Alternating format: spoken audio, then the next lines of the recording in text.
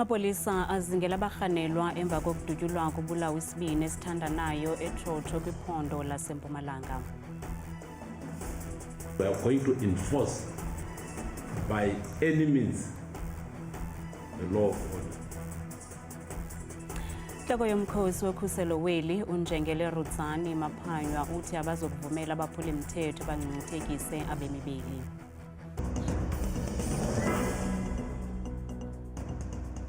Sinibulisa emakhaya, unkandandambi Ndodwa, Ndamba Nophumza, Sikhumba noyitoliki yolimelo zandla. Abazali babantwana abathathu eMpumalanga bafunyenwe bedada kwigazi ekuseni namhlanje emva kokuba bedutyulwe ngabantu abangaziwayo emzini wabo. Ummelwane nofike kuqala kwindawo yeqhwayelo uthi bengabantu balengingqi basothukile kakhulu sesi siganeko Simanyukunyesi.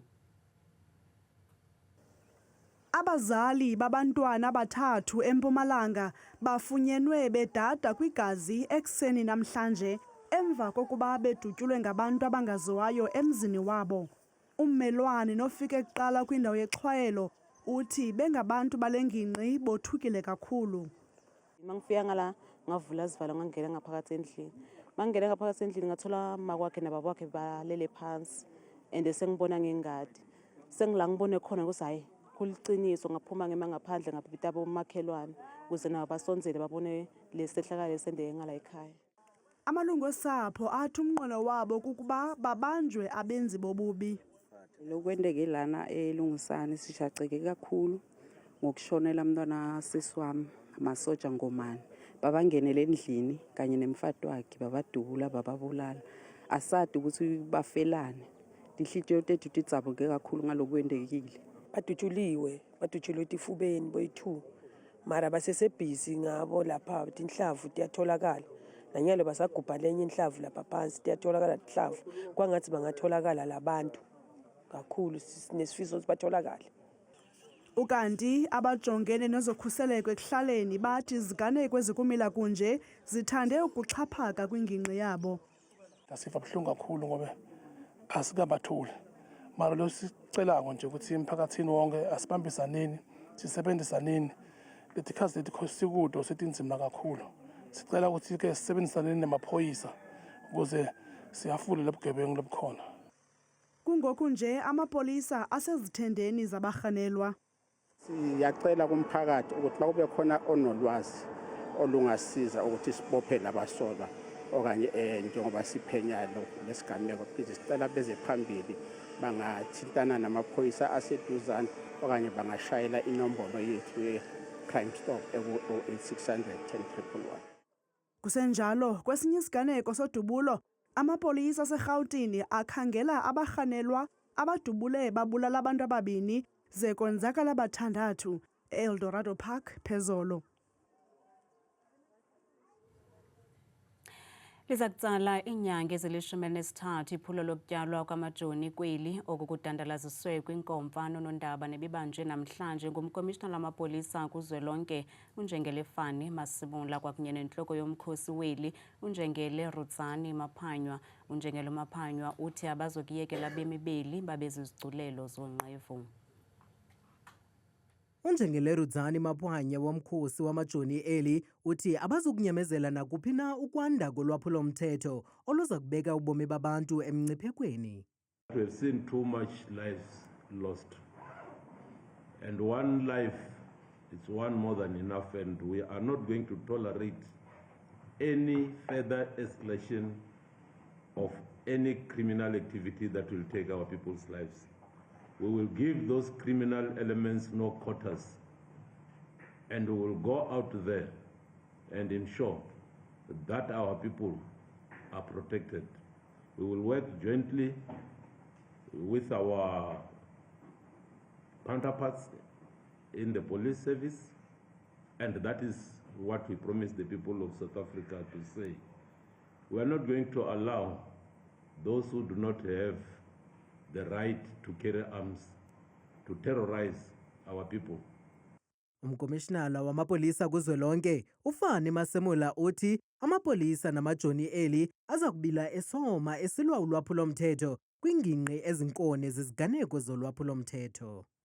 To the members of South African Police Service and members of South African National Defence Force who will be participating in this deployment. You carry the responsibility of protecting our democracy and safeguarding our people. The country expects the highest standard of professionalism, discipline, and respect for the Constitution. We also expect that you protect the communities, members of the community. You also protect yourself from harm. Athe kratya ngaphaya kwamawaka amabini amajoni eli esele ityaliwe kwilizwe lonke kwaye kulindeleke ukuba kongezwe amanye. Emva kwendibano engxamisekileyo neziko elinikezela ngamanzi umngeni uThukela Water, umasipala waseThekwini uthi isixeko sisebenzisana neli ziko ukumelisela izicwangciso zonkinkisho lwamanzi okukulandela ukuphazamiseka kwenkqubo yokuthunyelwa kwamanzi kwiingingqi zaseThekwini. Abahlali baseThekwini bayabongozwa ukuba basebenzise amanzi ngononophelo ngelixa umasipala ezama ukuphumeza izicwangciso zonikezelo lwamanzi. Oku kulandela ukuphazamiseka kwamanzi kwisixeko saseThekwini nokubangelwe ngumonakalo kwiziko eliphehla amanzi kwidama iNeckar. Bathe-ke mabeqhubeka ama-technicians ethu kwatholakala ukuthi kune-valve ebhajiwe ivalekile ayivuleki. Ngenxa yokufa kwaleyo valve-ke kunamanzi angango-150 megaliters kumbe u-150 wezigidi okumele asuke edamini laseNeckar eze lapha kwisihlanzimanzi sethu iDurban Heights ukuze azohlanzwa. Oku kuchaphazele ngakumbi amashishini amaninzi kunye namakhaya kule ndawo. Imiphakathi ethintekile-ke mningi kakhulu eThekwini, eNkabeni nalo endaweni ezifana noMashu, eNtuzuma, mawehla nakoMlazi, koFolweni, eNtsimbini njalo njalo. Omnye wabahlali abaxhalabileyo nothe waxela le ngxaki kumasipala uthi ungabikho kwamanzi kwingingqi iVerulam kungenxa yongahlaziywa kweziseko ezingundoqo. We have a situation where we've discovered, even through the news reports, that this particular valve is 50 years old and has not been maintained. Now, we've constantly raised that a lack of a maintenance schedule in eThekwini and with Umngeni uThukela is contributing to the situation that we on the ground and communities like Verulam and the surrounding suburbs, including Komashu and Tuzuma, the greater Ink area, right up to Chatsworth, are all suffering and plagued with a water crisis. Uthi umasipala kufuneka ababonelele ngamatanki wamanzi. We heard the mayor saying that schools and clinics and hospitals be given a priority. But there's no plan. There's no tankers. Umasipala uqinisekisile uluntu oluchaphazelekileyo ukuba amanzi aza kuphuma njengesiqhelo kungekudala.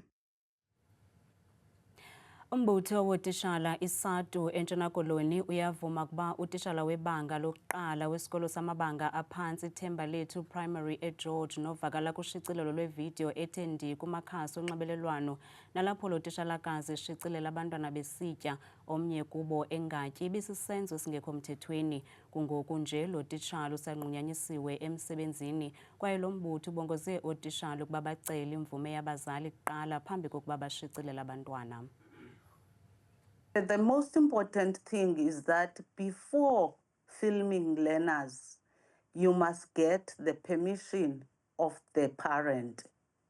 So you must get the permission from the parent first.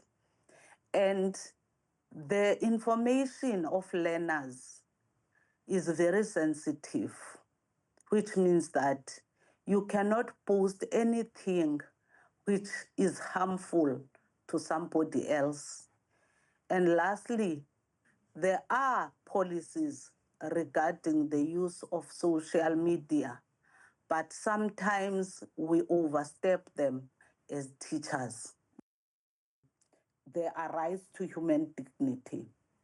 The second one is to the Section 23 of the Constitution, which mentions that the rights of a child in any situation involving a child, the rights of a learner are supreme, which means that as a teacher, you must always ensure that you protect the rights of a learner.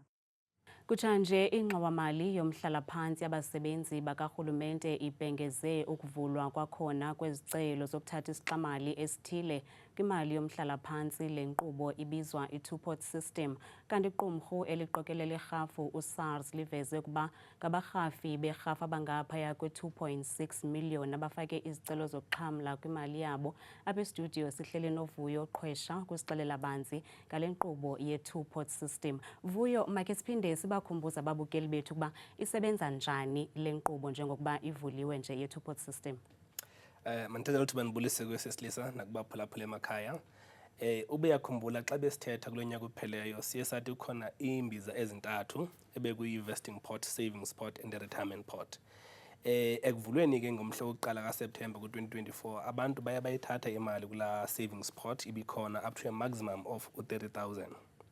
Ukusukela ngoku sisilisa kumhla wokuqala kaMarch 2024 up until 28 February ekungonyaka we-individuals according to the tax period. Abantu baye becontributor kweza contribution bebezenza kwimbiza zabo zomhlala phansi. 1/3 ubusiya kwi-savings pot and then 2/3 ubusiya kwi-retirement pot. So ithi loo nto ngokusisilisa abantu bavumelekile ngoba bahambe emveni kwa-31st emveni ka-28 kaFebruary ka-2025 naka-2026 babambe ke kulambiza bafike bathathe imali abakwazileyo ukuyisave kulambisa. So isebenza kanjalo. Yeyiphi Vuyo imithetho ethi ilandelwe xa umuntu efake isicelo yaye yimalini avumeleke umuntu uba makayifumane? Imithetho yokuqala sesilisa kunyanzelekile uba kulambiza yakho ye-savings pot mawube ne-minimum of 2,500. If imali yakho ehleli kulambiza ngaphansi kwalo mali awukwazi ukuthatha. Okwesibini mawube ngumhlali waseMzantsi Afrika. Okwesithathu mawube wena phakathi kwakho noSARS akukho mali umkweleta yona uSARS ne-returns zakho zonke zi-up to date, which means ukwazile ukusubmitha i-returns zakho. So if uyakwazi ukumitha nguleyo mithetho uyakwazi ngokuba uye kwiportal yecompany yakho ufike khona ufake usisicelo semali yakho kwi-savings pot. Isebenza kanjalo. Okay. Le mali iyangena Vuyo, usifakile isicelo sakho iyangena imali. uSARS yena imalini ke ngokayithathayo? I think kuyaxhomekeka sisilisa. According to i-tax tables ngokukaSARS abantu bakwi-tables ezi-different. Abanye bahleli ku-18% marginal tax rate yabo, abanye bahleli ku-26, abanye bahleli ku-31. Make sithi umzekelo wena uhleli pha ku-26%. And kula savings pot yakho kuhleli 1,000 okwazi ukuthatha. So kuhleli u-10,000 okwazi ukuthatha, which means your marginal tax would be 26%, which is 2,600. Lo mali iya kusazi, imali eza kuwe 7,400. But this is, I think, kubalekile xa sifika kulomba walendawo kaSARS. According to i-tax tables, kukhona into ekuthiwa zi-retirement tax table. Ezithi xa ngabe ufike lixesha loba makube ufika umhlala phansi wakho, i-500 yokuqala yemali yakho ayitaxwa nguSARS. But xa uthi ukwazi ngokufaka isandla kule mbiza yakho ye-savings now ngenxa kaxakeka, loo nto ngokutriggerisha something that is ebizwa ngoba yi-tax event. Lapho ngokusazi azokutekisa khona nge-rate eziphezulu. Yingako urhulumente kukhuthaza abantu bamba bangakhawulezi bafake izandla zabo kule mbiza xa bengeke bengaxakekanga bengekho phantsi koxinzelelo. Vuyo, siyayazi uba uninzi lwabantu bethu abakwazi uyisebenzisa imali ngendlela efanelekileyo. Zeziphi izinto abanozenza uqinisekisa into yobana ngaba le mali bayiphatha ngononophelo ukuze umuntu angazibhaqi sengenayo nesenti xa sethatha umhlala phantsi? Yeah, I think this is not a financial advisor. Yes. But into esinokuyikhuthaza sesilisa from the Center for Emerging Researchers kokuba abantu mabaziqalele ii-savings zabo emacaleni ezibizwa ngoba zii-emergency funds or savings. Apho xa uthi wakuswelekelwa ngumntu okanye wanengxaki wafuna ukuba mawuse abantwana esikolweni ukwazi ukuthepha kuyo loo nto apho ungazuchaphazela khona imali yomhlala phantsi wakho. Okwesibini, abanye abantu bathatha le mali sesilisa kuba bexawe ngamatyala. So enye into esifuna ukuyikhuthaza into ethi abantu mabahambe baya kwi-debt counselling apho banokufumana khona uncedo ukuba bakwazi uba banegotiate ii-payment terms that are not stringent for them. Bakwazi uba bakubhatale ngendlela abanokufikelela kuyo bekwazi nokuqhubeka bephile emacaleni. So zezinye zendlela ezo abantu abanokujonga kuzo uba bakwazi uba bangafikeleli ekuthatheni imali ixesha lingekafiki lokuhlala phansi. Phambi koba sikhululeke Vuyo, ivalwa nini le nkqubo? Le nkqubo sesilisa njengoba iqale ngomhla wokuqala kaFebruary ngomhla wesibini kaMarch 2026 izawuqhuba up until September. Right? So abantu bavumelekile ngoba mabathathe imali yabo up until even i-28 kaFebruary 2027. Then izawuvale ngoku because zezi contribution bezisizenze nini ukusukela ngomhla wokuqala kaMarch 2025 up until 28 February 2026. But endifuna ukulishiya ngayo sisilisi ithi incwadi yezafobe phaa kwisa u-22 ithi umfo obhadlileyo ushiya ilifa for abazukulwane bakhe. So ndithanda ukukhuthaza abaphulaphula emakhaya ukuba nyhani nathi masibacingele abazukulwane bethu, singathathi le mali yonke ze sibashiye bengenalifa bona. Enkosi. Izicelo zifakwa kanjani? Kuxhomekeka ukuba i-employment fund yakho yeyiphi na. If umzekelo ngumqeshi karhulumente uphantsi kwe-GEPF fund, the Government Employee Pension Fund, uyakwazi uba uye online khona, banemimiselo nemiqathango uba these are the ways to follow. You can log in via an SMS to request your tax directives, or you can basically submit your things online. Vuyo siyabulela inkosi kakhulu bhuti ngexesha lakho. Inkosi. Thank you. Sibambe ngazo zibini ke kuVuyo Qhwesha. Namhlanje urhulumente wephondo laseMpuma Koloni ukhokelwa inkulu baphathiswa ephondo umnumzana Oscar Mabuyane utyhile ngokusesikweni umfanekiso oqingqiweyo ka-advocate Mthetheleli Ngumbela nowayesaziwa kakhulu ngelikatata Ngumbela. Umnumzana Mabuyane wothulela umnqwazi uba uNgumbela ngegalelo lakhe ekuphuhliseni ezemidlalo ingakumbi ezilalini nangesisa ekuncedeni abo bazimpula zikalujaca. Lo msithi bubanjelwe kwibala leqakambe lakhiwa nguba uNgumbela iNgumbela Park eNxukhwebe kwaMaqoma eMpuma Koloni. Ubawo uNgumbela udlala indima enkulu kakhulu kuphuhliso lwezemidlalo kwiphondo laseMpuma Koloni ingakumbi kwiindawo zasemaphandleni. Sithetha nje imidyarho yamahashe, itumente eqakamba nebhola ekhatywayo ziyaqhuba minyaka le ukusuka edutywa ukuyokugqibela eNxukhwebe ngenxa kaBawundlovu. Okwesibini ke Premier ukubulela uvumile xa bekuthiwa kuzawuthiwa iNgumbela Drive. Uphindile wenza isithembiso ngesi statue namhlanje siyenzeka ngenxa yakho. Ndithi manje ukubulele ngomsebenzi wakho. Ukanti ifoundation yakhe nejongene nokugcina umzila wakhe ithi iza kuqhubeka nokuqaqambisa imisebenzi yakhe noxa engasekho. Njengoba ndithetha nje inkunzi zamahashe ziyaphala kwaBhomela. Njengoba ndithetha nje edutywa xa unqamla iMain Street kuthiwa Mthetheleli Ngumbela Drive. It is because of this legacy. Njengoba ndithetha nje second week kaJanuary o6 babethwa apha, impondo zenkomo zibethwa apha. Inkulu waphathiswa yephondo laseMpuma Koloni umnumzana Oscar Mabuyane wathulele umnqwazi uba uNgumbela ngenquleqhu yakhe yokuphucula intlalo yoluntu nokuncama konke engajonge nzuzo. Today as we unveil as a statue, we do more than just an honor, but the memory katata uNgumbela. Sikhumbuza uluntu lwethu ukuba ubomi bokuzinikezela ebuncedeni abanye abantu bubomi obungasoze bulityala. Lo kaMabuyane uthi usuku olunye alanelanga ukubalisa imbali kaBawungumbela, koko ukutyhilwa kwalo mfanekiso uqingqiweyo ngamazwembezwembe wokwenza umbulelo kule poni imfutshane ngamagalelo wayo. Kanti nantsi imozulu yanamhlanje neyangomso.